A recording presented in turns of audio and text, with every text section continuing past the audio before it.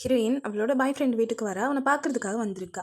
இவங்க 2 பேருக்கும் என்கேஜ்மெண்ட் ஆயிருக்கும். அவனை பார்க்கறதுக்கு ஒரு மாதிரி பதட்டமாக இருக்க மாதிரி இருக்குது. என்னன்னு பார்த்தா அவனோட வீட்டில் அவளோட எக்ஸ் கேர்ள் ஃப்ரெண்ட் இருக்கா. அதை பார்க்கவும் ஹீரோயினுக்கு கோவம் வருது.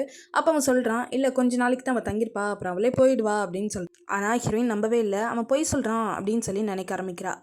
ஆனால் ஹீரோயினுக்கு அந்த பொண்ணு இங்கே தங்குறதுல சுத்தமாக விருப்பம் இல்லை. அவள் இங்கே தங்கக்கூடாது அப்படின்னு சொல்கிறா.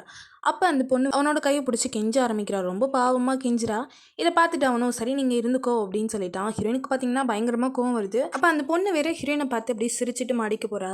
இவளுக்கு பயங்கர டென்ஷன் ஆகுது. பக்கத்தில் ஒரு பெயிண்டிங் இருக்கும், அதை பிடிச்சிட்டே நின்றுட்டு இருப்பா. இப்போ இவன் வந்து இங்கேருந்து நீ கிளம்பு அப்படின்னு சொல்லிட்டு அவள் கையை பிடிச்சி இழுப்பான். அப்போ அந்த பெயிண்டிங் கீழே விழுந்து உடஞ்சிரும். அதுலேருந்து ஒரு கண்ணாடி பீஸ் பார்த்தீங்கன்னா அவள் காலில் கீறிடும், காயமாயிரும்.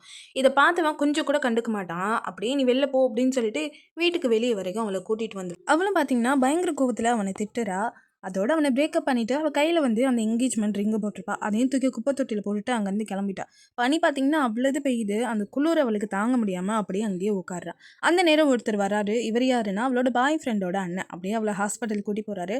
அப்போ தான் அவள் சொல்லுறான், நான் அந்த கல்யாணத்தை நிப்பாட்டிட்டான், அவன் என்னை வந்து ஏமாற்றிட்டான் அப்படின்னு சொல்லிட்டு ரொம்ப வருத்தப்படுறான். இவருக்கு பார்த்தீங்கன்னா ஹீரோயினை ரொம்பவே பிடிக்கும்.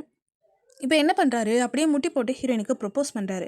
ஃபர்ஸ்ட் இவன் என்ன நினச்சிக்கிறா, சிரிக்க வைக்கிறதுக்காக இப்படி பண்ணுறாரு போல் அப்படின்னு நினச்சிக்கிறா. ஆனால் அதுக்கப்புறம் தான் அவன் உண்மையாகவே வந்து இவளுக்கு ப்ரொப்போஸ் பண்ணியிருக்கான் அப்படிங்கிறத தெரிஞ்சுக்கிறா. இவளும் பார்த்தீங்கன்னா அவனை ஏற்றுக்கிறா.